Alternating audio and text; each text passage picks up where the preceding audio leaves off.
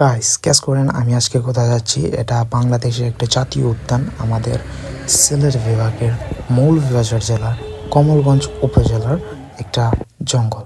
But ভাই আজকের এই ভিডিওটা অনেকদিন পর, প্রায় 5 মাস পর আমি একটু লেজি হয়ে গেছি গাইস ভিডিও দিতে দিতে, মানে ভিডিও এডিট করতে মনে থাকে। গাইস আমরা এখন আছি লাউয়াছড়া জঙ্গলে। এখানে একটা জিনিস দেখলাম যে মানে কোনো গাছপালা মরে যাক, তুফানে পড়ে যাক, কিন্তু কেউ এগুলা কাটতে পারবে না। অ্যান্ড শুনছি এখানে নাকি গাছে সাপ টাপ দেখা যায়, বাট আমি এখনো পাইনি, খুঁজতেছি। এই স্পটটা কিন্তু খুবই বিখ্যাত অ্যান্ড ফেমাস, এর বিষয়ে কি আর বলবো আপনাদের। বাই দ্য ওয়ে, এখানে অনেক বিরল প্রজাতির গাছ দেখা যায়। তাদের মধ্যে একটা হচ্ছে গিয়া লোহাকণ্ঠ, আয়রন উড।